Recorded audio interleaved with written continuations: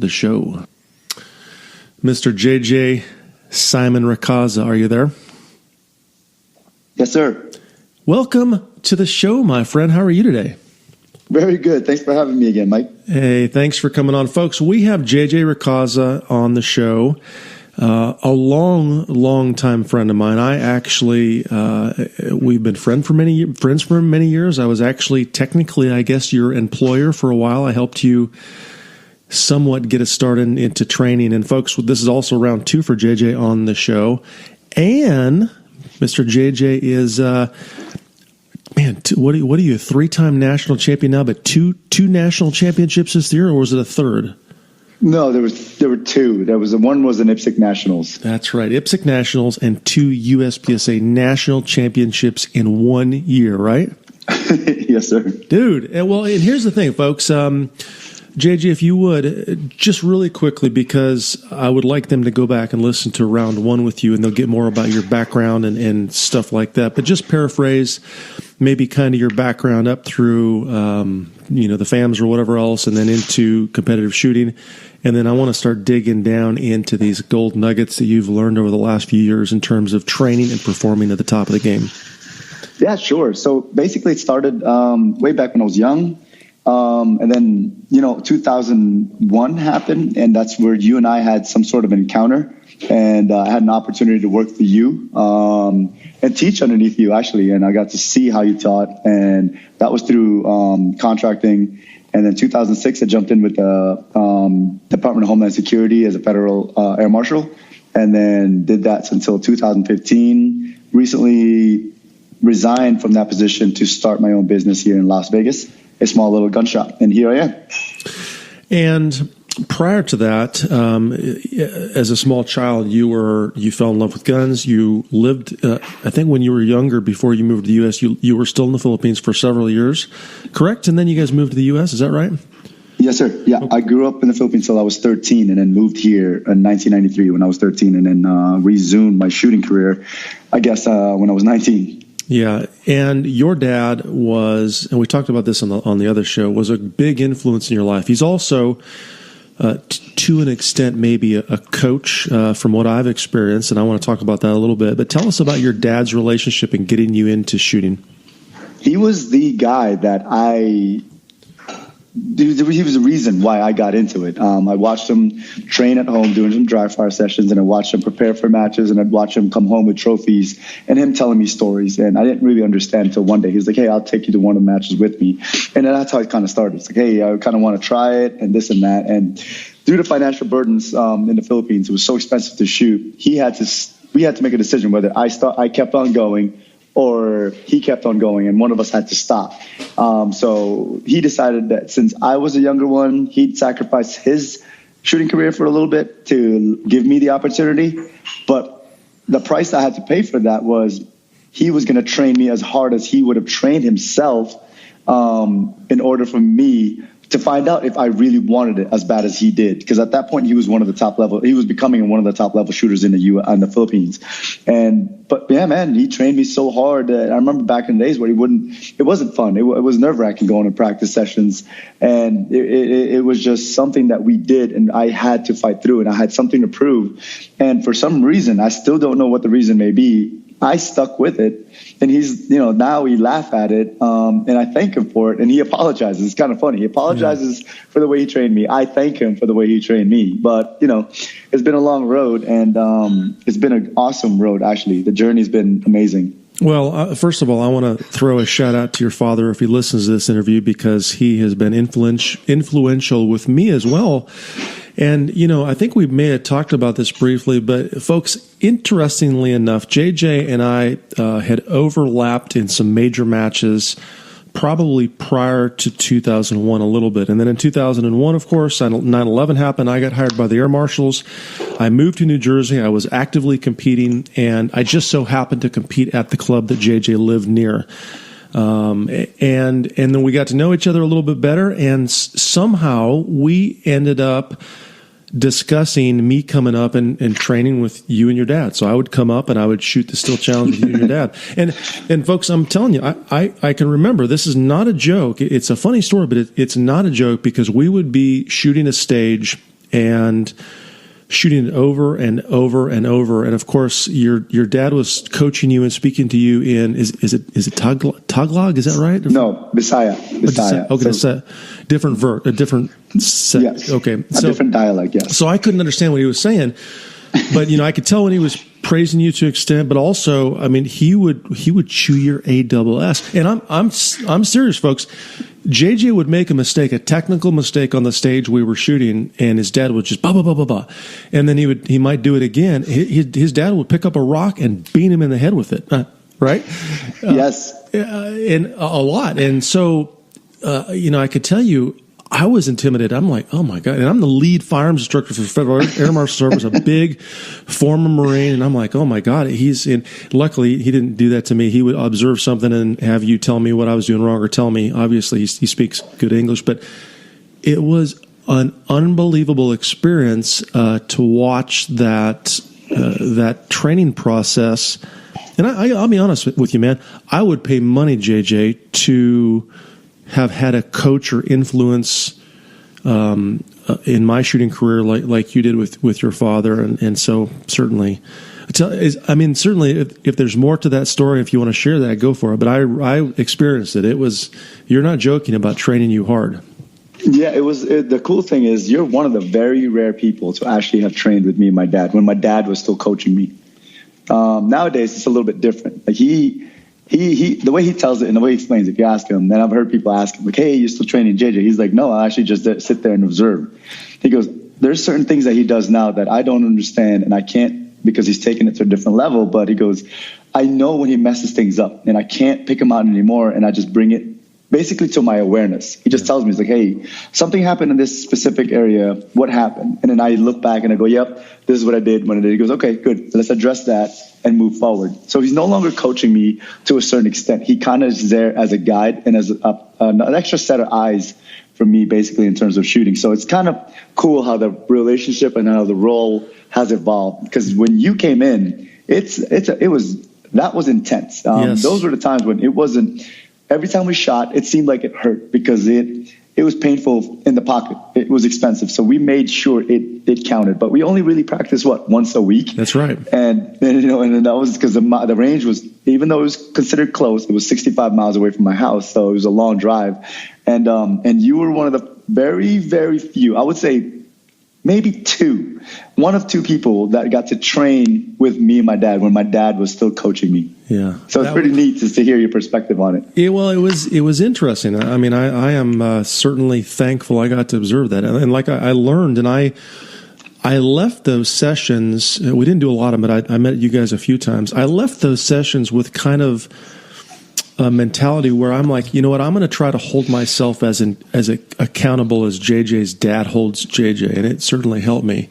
But so folks, go back and listen to round one with JJ because we dive even deeper into that and a lot of JJ's childhood and stuff like that. But here's what I want to talk about because we don't have a ton of time. So this year you pulled off some solid wins, some really, really solid wins against, in my opinion, probably the best field ever at the USPSA National Championship in pretty hard conditions in terms of heat or whatever else. I was there. I shot both matches as well. And you pulled off 2 national championship wins, which is awesome. And, I liken to an extent, I've watched and trained with and personally been friends with you and Max Michel for many years. I've seen Max at the point where he was at the bottom and wanting to quit shooting and just train, and just like he didn't get anywhere. And he finally figured some things out, and now, of course, we know Max is a world-class competitor and multiple national and world championships. You're the same way. Train with you, and you were always a top 10 guy. I was a top 10 guy. You were always a top 5 a lot of times, but you hadn't put some things together, and I think you have now. And we had a short discussion via text back and forth. And I want to dig into your brain, man. So tell us about this year's national championship. And also, JJ, if you wouldn't mind, I want you to build the background a little bit. Like in the last few years, you've been running this gun shop, your own business. You, in essence, stopped shooting for a period of time. You started dry firing. I followed you on Facebook and watched you get up for these super early morning dry fire sessions to try to regain some of the skills it maybe not lost, but that were getting kind of rusty because you weren't doing a lot of shooting. So tell us, maybe rewind a year, maybe 2 years, and then tell us about how you got where you are right now. Sure. I mean, it's a really cool story. Now I look back, I mean, it was some hardships that we went through. But 2015, I left the fams to start a business here, a small gun shop here in Las Vegas. And starting a gun shop is not what it seems to be. I thought it was just buy the guns, sell the guns, and totally different. There's a whole lot of paperwork, a whole lot of background checks here in Vegas. It's one of the hardest licenses you can probably acquire besides the gambling and the liquor license. The requirements it seems insurmountable now that I look back. It was like over 800 pages that I had to fill out. My entire background check and all that stuff. My entire financial history had to be placed and written down. And then so 2015, I was super busy with that. I moved my life from New Jersey all the way out here to Las Vegas on the West Coast, and I was here by myself for about 6 months. And then my wife said, all right, we're going to send Naya to you. And she starts school there because it was school year. So then I had my 3-year-old at that time where we still had a newborn. He was about 7 months old at that point. So she was going to stay with Jess, with being with the mom and all that stuff is important during that time. And so I had Naya juggling that, dropping Naya off to school and all that stuff while trying to build this business. 2016, January, basically we had no other option because Jess was getting pulled for travels during the campaign year and all this stuff with her job as a government employee at that time. And so she had to drop off Kai here and leave him with me. And so now I had both kids trying to start this new business. And so it was really tough to juggle. So basically I had to give up some things in my life, which was either working out. One of the 3 things I really liked doing was 3 things: training for fighting, and the stuff that I learned from you, right? Working out was important, fitness, and training for fighting, meaning jiu-jitsu, Muay Thai, whatever. That was also important, and that was one thing. And then obviously my passion in terms of shooting. Those 3, I thought I could just give up 1 of 3 or 2 of 3, but I had to give up all 3 because was just no time available. It was just swamped with no sleep. Kai was still about a year old, and he was waking up every hour at night for feeding and all that stuff, and trying to juggle that while starting a business and all that stuff, which is really tough in terms of my shooting career. So I actually scaled back quite a bit, and I chose to only shoot.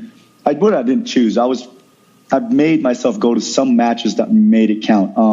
Nationals being one of them that I knew I had to show up to. And so 2016, I think I was down to 2 matches, and I shot about 6,000 rounds that year, maybe maximum, if I was lucky. And then 2017 was even worse when where I shot. No, I shot 2016. I shot 2 matches, and it was about 4,000 rounds because my wife was not here at all. She came here for vacation on her 2-week leave, and then I would leave for a match, and that was how we juggled things. And thankful for the FaceTime. We could see each other throughout that way. And 2017, she came in and finally transferred her life here. May, I believe, was the time area, and during that time, I didn't have any shooting schedule because we didn't know when she was going to be here, so I didn't sign up for any matches or any of that. And that was a World Shoot year, and I didn't get a slot, and somehow, whatever, I figured out a way to get to World Shoot and found myself a slot, and I started training for the World Shoot end of July because that was the only time frame I had. Started training end of July 24th. I remember that specific day because it was kind of one of those celebratory moments for me. It was a historic moment. Like I finally get to shoot again. And it was weird because hearing the murmur from my sponsors and guys in the industry, they were like, oh, JJ's now just being just a business guy. He hasn't shot all year. He shot 2 matches last year. Didn't have the best placement or whatever. I think I placed like 5th or 6th in the Nationals, one of my lowest placement ever. And it was just not a good year leading up to that point. And so I trained July 24th leading up to the World Shoot. And then when I went to the World Shoot, I went there about 2 weeks before and had 1 week of intensive training with Eric over there. We were shot together. We trained together. And somehow I pulled off a number 2 overall, almost winning the World Shoot. With that win, it propelled me right back to where I needed to be for coming into this year, 2018, where my sponsors were now all of a sudden interested in re-signing me, and now I'm more relevant again, where instead of before they were signing me away, now they're looking at me as one of the contenders again. And then, so I was like, no, they gave me momentum coming in this year. And this year what I did was, since I didn't have much time and I knew I was going to be juggling classes, travel schedules, and family, and as well as the business still, I was going to be more efficient in terms of my training and how I approach things. So this is the year where I decided, I'm going to start writing things down and I'm going to program a certain way. And this programming has literally changed the way I shot, changed the way I approach shooting, changed the way I practice.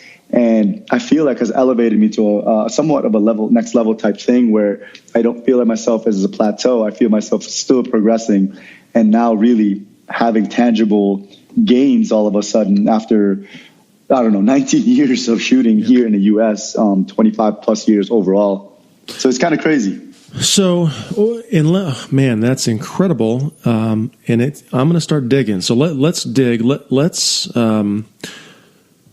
first address the technical aspects of shooting. So number one, you've been training for 20 years. I've been training for 20 years.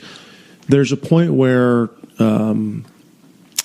the shooting skills, the little mini programs we're developing, are honed to the point where we're probably not finding a lot of things in terms of our technique to improve on. Now, I say that we're probably not. I still find things to improve on a regular basis. Or maybe I realize things that I'm doing and I didn't realize I was doing. I'm not even sure if I'm saying that correctly. But first, let's address the technical, JJ.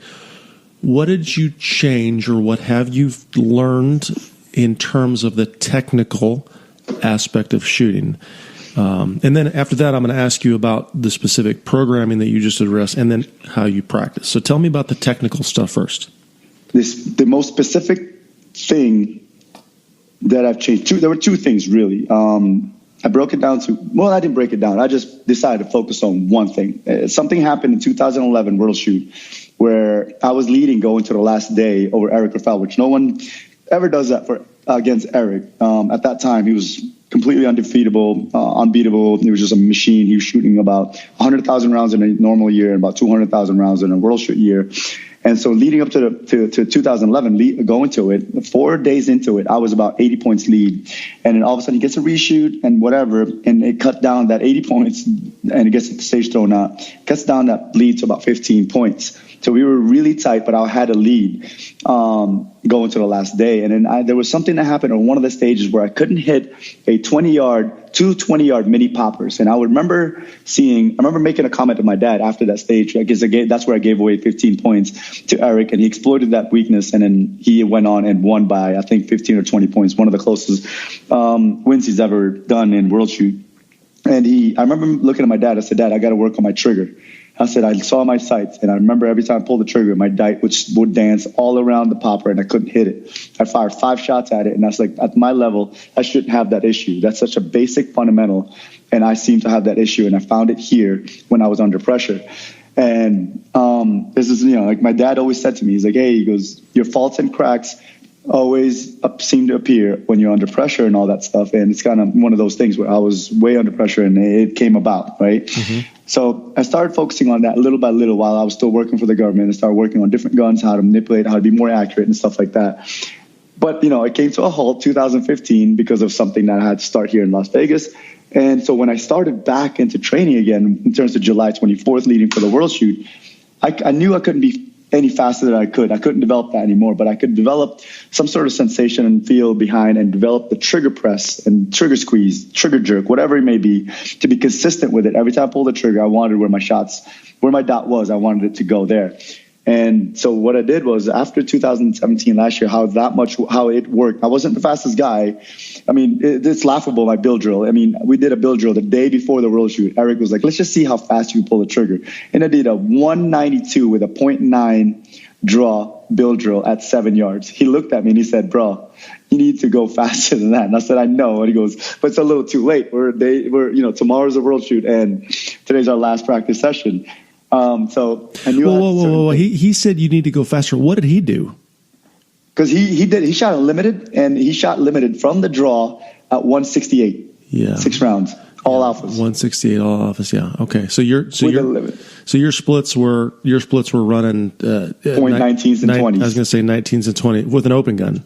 with an open gun. Oh, yeah. You should have been in probably 16s, right? 16s, yes, 16s, 15s. Yes. Okay, got it. And folks, if you don't know what that means, that we're talking about the split, so that the time between shots. So that would be a 0.9 second draw and 0.16 to 17 splits, give or take. Now, I mean, if you're listening to this right now, yeah, you're going, that's almost unbelievable. But you got to remember, JJ is literally a world-class competitor, and he was training with Eric Griffel, world champion Eric Griffel, who, in many people's eyes, and I think maybe still to this day, if you'd agree with this, JJ, is nearly unbeatable. Yes.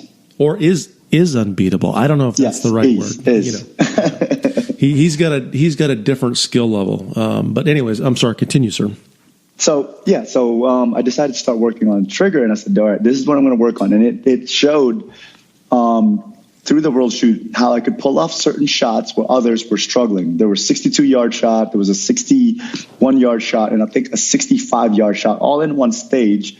And I fired 7 rounds because I still have the video. I fired 7 rounds on that specific array.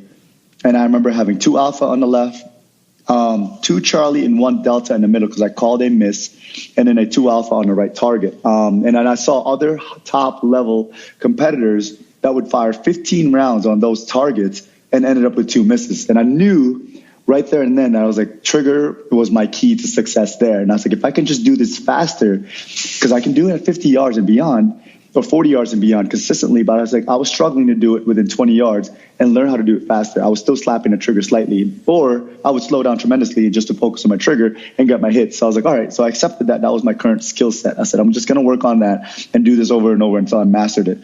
This off season, I'm really going to focus on that and really going to focus on trying to become faster while doing this, executing this at matches. So that's when the stage 1, 2, and 3 programming came out. I didn't know how many stages there were going to be, but I decided, I was like, all right, I'm going to do this. I'm going to just work on skill sets, trigger, speed, movement. And I was like, all right, before I get to speed, I'm going to master being accurate as possibly. You all know that you can have a perfect sight picture on target and then still miss a shot.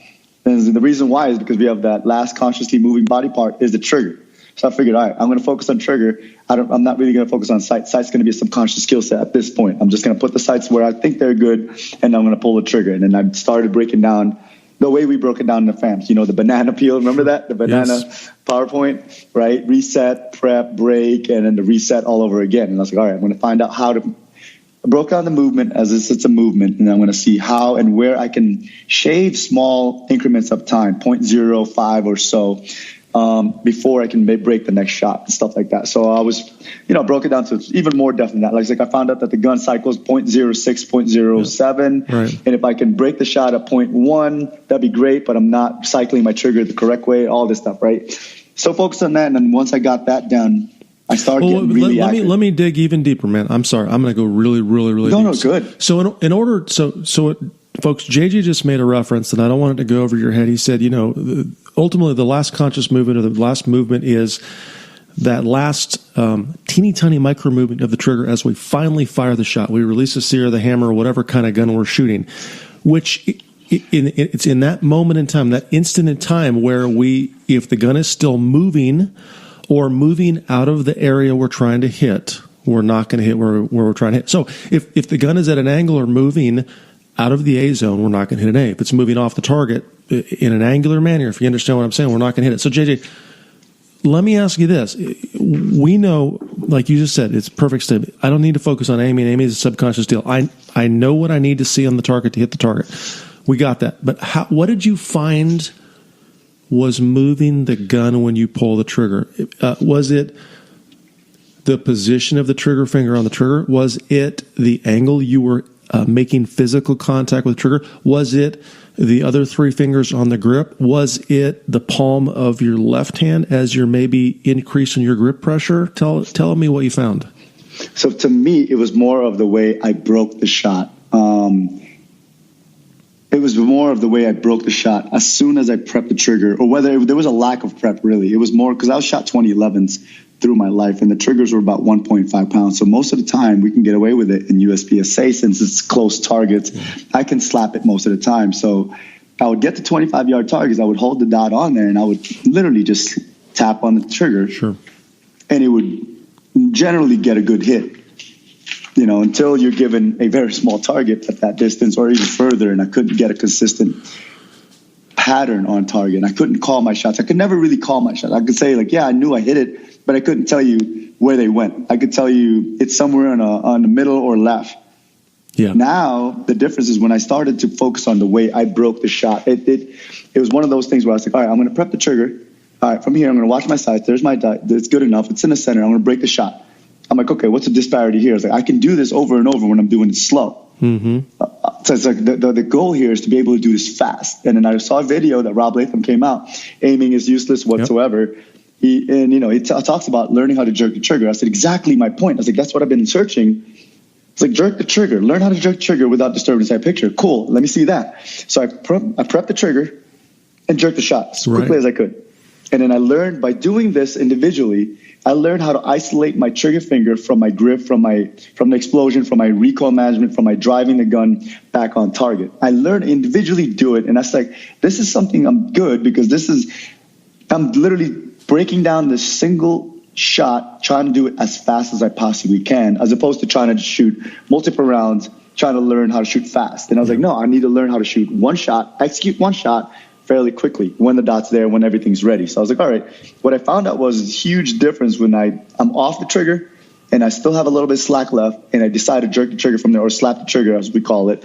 Or if I pin the trigger to the rear and then I try to, what we call the click bang shoots, right? Where we hold the trigger to the rear, pin the trigger, and then release it until it clicks and bang real quick. I saw the huge disparity in terms of my grouping on target versus when I laid my trigger finger on that wall, removing all sorts of movement, right? Watching the dot and pull the trigger as fast as I could, no matter what distance, I can call my shots and see my dot lift off on target.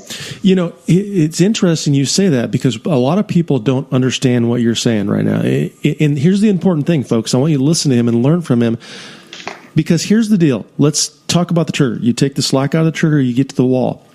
At that instant, assuming that our subconscious job of seeing what we need to do to align the gun is done. So if it's an open gun, he sees a dot. If it's an iron-sighted gun, he sees the front sight, the rear sight, the target relationship.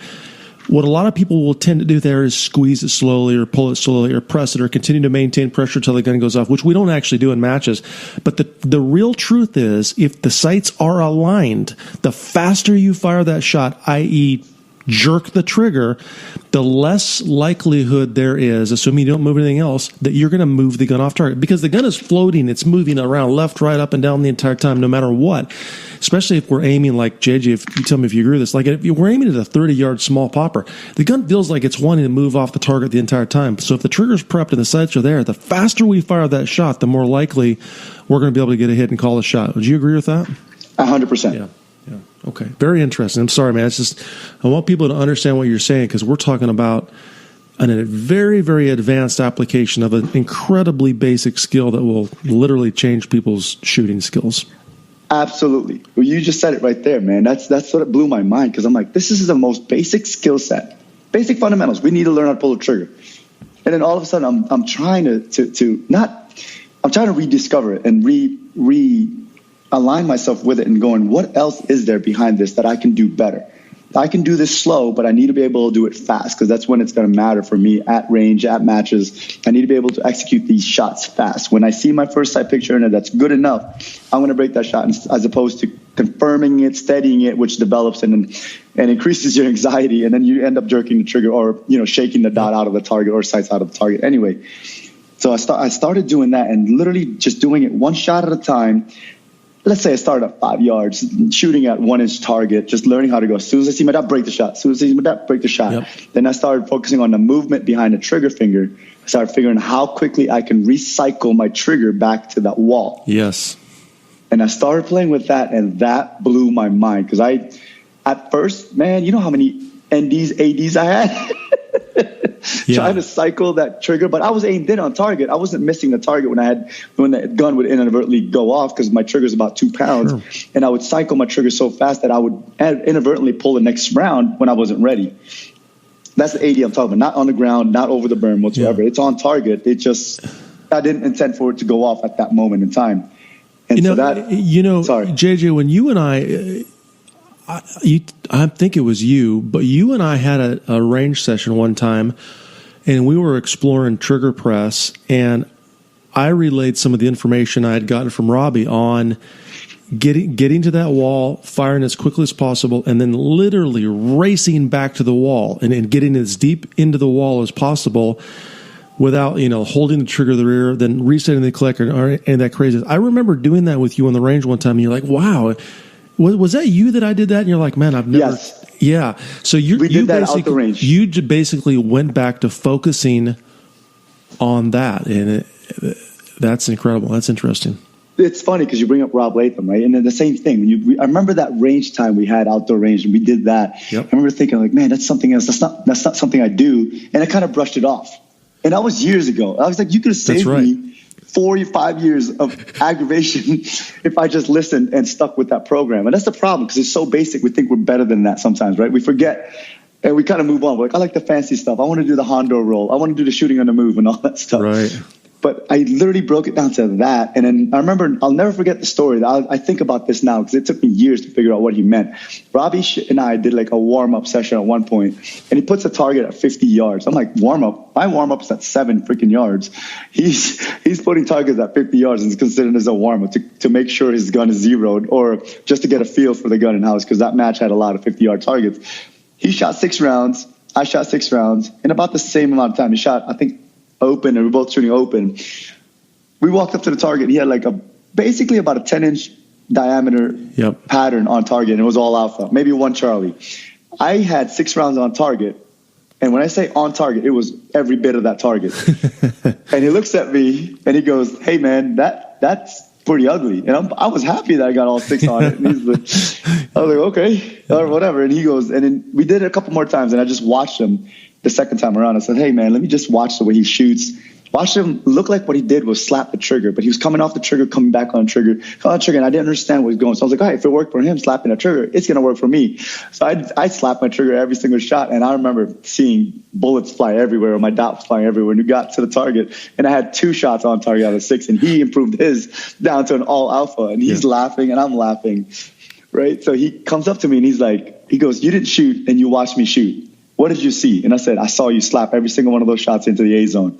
He goes, "That's what you saw, huh?" And I'm like, "Yep." And he goes, "All right." He goes, I'm not going to teach you now because it'll mess you up more than it'll help you in a match. He goes, "Just remember this." He goes, "It's not about how you come off the trigger. It's how you come back on the trigger that matters." That's right. And it took me years to understand that. And really that hones into me now, because that's all I teach the first 2 to 3 hours of my class, is teaching these guys how to redefine, relearn their trigger and get acquainted with their gun and all that stuff. Yeah. But anyway, that's basically what I started with trigger. And then I went with my movement and how to exit. I started breaking down how people get off the blocks when they're loaded versus when they're not loaded, in terms of the leg and positioning, how to exit quicker, how to be efficient around corners, how to efficiently move your feet, how to efficiently stop or come around corners and all that stuff. And then that was the other angle that I was going with. And then through that kind of came together with, all right, I guess I'm going to do some speed. I'm going to do some accuracy. I'm going to do all these other things. And I'm like, these are all individual skill sets. Once I master them individually, let me see if I can put them together. Yeah. So that's basically how my year started. And it was pretty cool how the programming kind of just came about by itself without me going, I'm going to do three stages. No, I was like, I don't know how many stages there's going to be, but I'm going to do these things. And then the next when you say stage, not a literal stage like you would set up a stage for practice, but you're talking about, you mentioned like the three zones, or if I understand it correctly, the three stages, 3 zones of execution. And so can you tell us what that means? And also, does that mean like when you figured out what these zones were, I want you to define those, then would you focus on a practice session on just one zone? Tell me more. So basically what came about for me this year was there's 3, I call it 3 stages of development, right? Or it goes from development to preparation. And let's call it zones for this instance, right? Stage or zone 1 is individual skill sets. That's where I'm just figuring out what I can do, how good I can be. in terms of executing those skill sets, how accurate I can be, how fast I can improve myself, how well I can move with the gun, how steady I can make that. And then stage 2 is where I explore. And that's where I fail, basically, where I fail a lot, and I just try to figure out what I can really do in terms of a drill, where I put it in a drill setting, where I mix two or three, 4 skill sets together, and I'll try to basically essentially crush a stage or crush a scenario. And then that's where I find out what I can do uncontrolled or what I call your uncontrolled speed versus my controlled speed. And then that's when I start doing the math and going, all right, they're about 5% apart. I need to be able to move up my control speed to where my uncontrolled is to less than 1% or 2% from my uncontrolled. And then I started doing that. Then state or zone 3 is where I call the preparation or execution. And that's where I just do everything perfect. And no matter how ready I am, whatever state or level I am at that point, that's what I'm going to do. And I'm just going to do that and trust that that's going to be good enough for the match that I'm coming into. Let's say I have a week or 2 weeks before the match, and I'm going to go right into execution. And that's just it. All I'm doing in that zone 3 is straight up. If I'm going to shoot 500 rounds in practice session today, I'm going to shoot about 490 or 95% of it, at least minimum 95% of it, perfect shots. If it's a 4-inch blade at 20 yards, I'm going to shoot it and hit it once, one shot only. I understand. So these are stages of preparation that allow you to prepare the mind. So let me regurgitate it, make sure I understand it, make sure the audience understands it. Stage 1 is technical evolution, meaning you're working on how do I prep the trigger and press it as fast as I can without moving the gun. What pressure, what should that feel like? What angle is my trigger finger? How deep is my trigger finger? Blah, blah, blah. Probably also, how hard do I grip the gun? What does that pressure feel like? What does the sight management look like in terms of hitting different shots, right? And how do you build that pressure on the gun from the draw? Blah, blah, blah. So that's stage 1. Stage 2 is you trying to take those developed subconscious skills to an extent and figuring out how fast you can drive the car and how to bring your controlled speed where you're not sliding off the track closer to your top end speed, correct? Yes. And then once you figure out what that top end controlled speed is, in essence, that skill is developed to the highest level you can get it within control. And then stage 3 of preparation, you are only shooting at that speed to reaffirm and maybe give yourself confidence in your ability to do what you know you can do and not have any mental doubt that might creep out in the match. So you know exactly what you can do, and that's exactly what you do in practice right before the match. Yes. Okay. Absolutely. I love it. And it's hard for me to share this because it's one of those things that it was very enlightening for me as a shooter. I'm like, oh my God, I figured something out. This is amazing. This is what I'm going to do. A very successful year. It's all due to this. And obviously I've been able to practice a little bit more too, but it's just one of those things that I'm very, very excited about. So now that I'm sharing, I'm like, oh man, I hope not a lot of GMs will follow this. I hope they get bored. Because it's a tedious process, right? Yeah. Well, what has to happen is, the real truth is that we're talking about preparing yourself to win at the top of the game, and before you can even think about your preparation before the match, the person needs to invest 20 years in pulling the trigger. Honestly, that's the bottom line. So if someone's listening to this and they're willing to do the work, though, I would suspect though, JJ, if they're willing to do that work, then you're willing to meet them on the stage and do battle. You know what I'm saying? Oh, absolutely. So man, that's absolutely incredible. I love that. And if I think, let me ask this like this. A lot of people tend to talk about the mental game. Matter of fact, I still think I have a book that you loaned me and I never gave back, The Inner Game of Tennis, right? Yeah? Maybe I should share that. But tell me what this method of preparation does for your mental game. So to me, in this game, a lot of people, I think where the mistake happens is some people are still trying to develop close to the match. Yeah. And I'm like, development is completely different from preparation. I was like, your development is early on when you have time to grow. When you don't have time, that's where you fail, right? You do a lot of fails and stuff like that. So when you're in stage 2, that's where you're trying to grow and put as much horsepower as you can into your car and see what you can handle and what you can't, right? And you push yourself to the limit and max limit. And you don't slow down. You operate at a speed that you force yourself to operate at a speed that you're uncomfortable with, and eventually it'll become comfortable. What happens is if you're in that level and you're still progressing and you're still developing and all this, a day or 2-3 days before the match, you're going to go to the match and shoot like you're still figuring yourself out. Right. You're going to throttle up, throttle down. There's going to be a lot of questions in your head as opposed to answers. When you get to zone 3 or stage 3 in my programming, execution, where you're just doing what you can and repeating that over and over, what the mindset there to me, which is the byproduct of it, I didn't mean for it to be this way, but the byproduct of it is you go to the match confident, yes, as all can be, that this is all I can do. I'm just going to do this, because if I do any different, I wasted all that time practicing.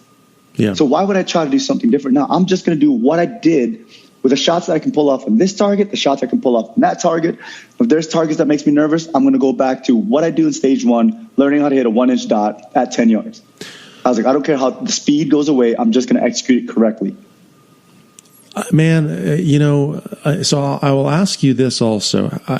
I know some of this came from watching or talking to, Eric Raffel, and I don't know how deep you want to go there. I mean, the bottom line, I've talked to Eric. I've been friends with him and been around him a lot. And here's the deal. A lot of people look at Eric Raffel as a mystic. It's like we don't understand how he does what he does. How does he have that additional gear when he shoots against literally the best shooters in the world and nation? And the U.S. has some of the best shooters in the world, I think. And then he can just say, okay, yeah, you guys are running in 4th gear. You're catching me, so I'm going to shift into 5th gear and just run away. He has that, right? Yes. And you're there too. You're there, man. So I guess my question there is, it's not even a question. I guess it's an epiphany to an extent or a point, and I want you to comment on it. Eric has those gears. He has a 5th gear because of the 75,000 to 100,000 rounds he shoots in practice. So the bottom line is, you shoot 50,000 rounds, I shoot 100,000 rounds. Assuming my body can handle it, I'm going to be better. If I'm working, if I'm working in my stage 1 preparation, in my skills, and then pushing, then eventually going to stage 2, as you describe it. So when he goes to the match and just does what he can do, and like you said, you go to the match so confident because you're not going to do anything different now. And if there's a guy that is better, it's irrelevant. You can't control that, right? Yep. So tell me, reflect on what I just said, and tell me if I'm understanding that correctly. So this also came about several years ago. I got a chance to shoot with Robbie, and Robbie did this very similar to stage 3 or zone 3. He just had a bunch of targets out there and he shot. And once he goes, all right, this is our last stage. He's notorious for this. He's like, this is our last drill. We'll shoot this. And it was one of those drills where I'm like, all right, I want to shoot this a little faster because I want to prove and show Robbie that I'm here and I'm competitive. And I messed it up, and I kind of laughed it off, and I said, hey, I'll shoot that again. And he wasn't laughing. He kind of loaded it and he shot it. And as consistent, as boring as can be, he shot it clean. And then I turned around, and he turns around, finished shooting, unloading his stuff. And I'm like, all right, I'm going to set up. And he's like, if you want to waste my time, kind of thing. And started ripping targets off. And I'm like, well, I'm not done, right? And he kind of started taking the targets apart. And I'm like, all right, F it. I guess we're done. I ended on a bad note. And he's like, no. He goes, when we're done, we're done. He goes, when we say that's our last stage. And then I remember making a comment going, I could have done that better. And he all simply said, but you didn't. That's right. And it woke me up, right? So fast forward to 2017, here and I am practicing with Eric. And Eric and I were just going, he goes, we're just going to do what we can at this point. And we're just going to solidify that and repeat it over and over as many times as we can. And we're going to fail very, very little. And the same thing that we did, and it opened my eyes, and I'm going, these two, which I consider the greatest shooters in the world. At one point, Robbie was the most dominant in his time, and I believe Eric's at this time the most dominant in a different generation, right? And these two had similar approach to these practice sessions, and I'm like, this is, I think, the I can't just practice this because there's no development. I'm just going to stay here. I'm going to plateau quickly. And that's why I started adding and implementing those other stages. I'm like, I need to be more accurate. I need to be more faster, all these other things. And then stage 3, leading to a match preparation, I'm just going to do what I can do over and over and over and over again. And there's one of those things that woke me up. And Eric was like, yeah, he goes, if you do this over and over, you've already taken up your skill set through the year. This is a culmination of it all. You're going to become a very hard shooter to beat because you're going to make very little mistakes, and you're going to be confident coming into the match because you know exactly what you can do, not what I wonder what that guy can do. I wonder, no, that's out of your control. Yeah. It's all about you. And man, that's great. It woke me up. Man. I'm telling you. And that's a wake up call. And I'll tell you, I've experienced the exact same thing with Rob. And on that, it's the do or die. It's like, okay, this is the stage. It's the Nationals. He sets up this thing, and it may not even be that hard. No, but you have to execute the skills on demand. And I've had the same experience. And, when you say, he was maybe pissy and pulling the targets back or pulling the targets off, I've seen that. He's done that with me too, because it's like, no, it's over. You don't get a do over. And then you're like, but I just screwed that run up. I could do that better and I could beat you next time. No, you couldn't. If you could, you would have. But when it counted, you didn't. And he takes that stuff really, really, really serious because shooting, is life. It has been his life, and that's how he can step up to the line under that pressure and do that. And that's all. You also said something else, JJ, that's freaking brilliant that I hope people hear. It's if you know what you can do that thing in practice, like on a practice stage like that against Robbie or whatever else. You also go to the match and you said, you're not going to be throttling up and down. So folks, imagine this. If you were going to a race and you were going to drive a race car, but you just didn't know how fast to go in that car. You had no idea. You know it goes fast and you know how to brake it, but you don't know how fast to go.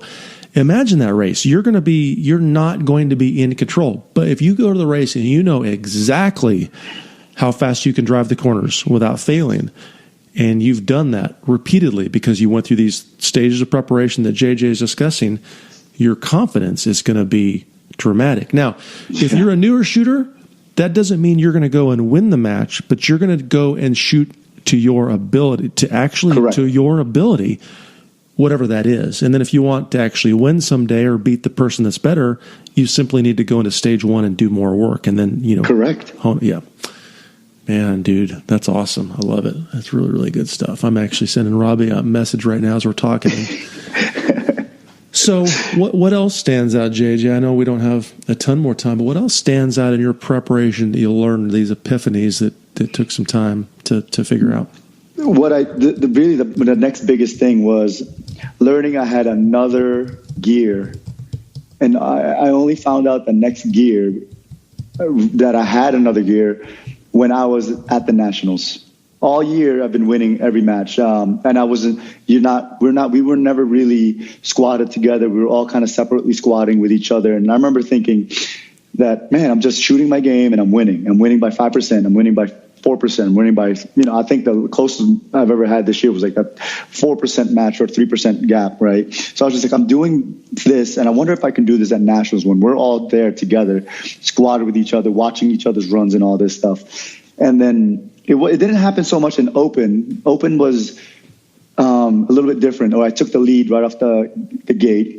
And then I doubled it the next day, and then I doubled it going to the last day or after the last day. But it was more apparent to me in production and limited, where it took a little bit of time to adjust. Mentally, I was a little bit drained, pouring all myself in the division, the previous division, let's say Open, going to production. And I made a ton of technical and mental mistakes. It was just, I wasn't as focused. I was kind of going off of shooting as if I was still in Open, shooting the production gun, and I ended up giving 4 misses with the production gun and, 60 points in the hole, just like that. And then I started to slowly push and push and push. And then really it was more apparent to me with the limited gun. Limited match, same thing. I threw 4 mics. It was just one of those things that I didn't call, bad break, the popper didn't fall, this and that.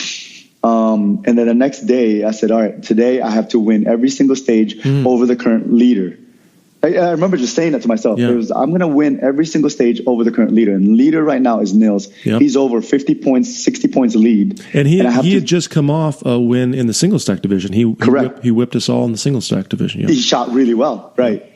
And I remember hearing Robbie made a comment right before their last few stages left. He said, "Oh, Nils is just cruising now, and we're all kind of falling apart and, trying to chase Nils, but he's just cruising. He's taking a step back and letting us kind of fall apart." And I remember thinking, it's like, if I can put myself in the right position going to the last day, if he decides to lay up and I'm coming up hard, it's going to affect him more than it'll help him. And then I'm going to have momentum, and he's going to try to crank up, and it's going to play my game as opposed to that. So I was like, second day is really important, and I need to make a statement. It was a positioning day for me, and I was nowhere near first place. I was sitting in ninth, I think, because it was such a solid field. I mean, you had Shane Coley, Blake Miguez, Travis Tomasi, and all these other top level shooters that's won nationals and worlds at the same time, right? So I was like, I'm going to focus on Nils. He's my target. Every stage, I would just take 5 points, 10 points, 5 points. But at this point, Nils was crushing stages, but I needed to go a little bit faster. I would calculate his points, and I knew, okay, if I just shoot a half a second faster, about the same hits, I'll be good. If I shoot a little bit less points, but faster by a second, I'll be good. And I started throttling up and down in terms of my speed versus my accuracy. As long as my risk mitigation was very much right there. My dad was like, "What's your risk? What's your reward?" "This is my risk and my reward." And he's like, "Okay, it's worth it. Go for it." And every single stage, it was out of 7 stages or 8 stages we shot that day, I won 7 out of 8. Wow. And the only reason why I lost one, and it was one overall wins. It wasn't like win over Nils. It was overall wins. And the only reason why I lost one was because my magazine fell out of my mag after the first shot, and it cost me about 30 points. So it was awesome, and I knew that got into his head going to the last day. And the last day was another one of those that I remembered doing. I was like, I'm going to throttle up a little bit more. And my dad's like, "Careful with this throttle up. You don't do that." And I'm like, "I know, but I feel like I have this next step right now, and I'm not there to the point where I'm on the edge. I'm just a little bit behind the edge, and I can still push a little bit more, but I think it's enough." And little by little by little, it was just enough where he made a little bit of mistake. He gave me a huge mistake on his first stage, and I crushed my first stage. And then I knew I had to throttle back on this one stage because he gave me 2 mics, I think, in one stage. And I said, "All right, that's 30 points. I am just going to hit my targets, and I'm just going to grab 20 instead of 30. And then I ended up grabbing all 30 anyway because I shot very much more accurate. And that was a more accurate stage. So I remember looking back and laughing, going, "This is an accuracy stage." I was like, "I've been practicing. This is stage 1. I'm just going to do that. Yeah. I don't know what I'm going to do. I don't know what my time is. That's irrelevant. I'm going to get my hits according to what my sights look like and according to what my trigger feels like." And that gave me huge, super confidence walking to that stage. And I remember smiling at the RO and telling him, like, kind of making a joke. And he's kind of baffled. Like, he's like, "Hey, dude," he goes, "You're about to shoot for your match and you're kind of smiling." And I'm like, "Well, I'm nervous, but I'm very calm at the same time right now. Very focused, not calm, but very focused." And it was cool to see. And that was another thing that I realized, that by programming it this way, I found out I had another level that I could yet push if I needed to. The listeners that are hearing this right now need to understand that we're talking about not an advanced thing necessarily, but this is a competitive strategy that JJ is talking about.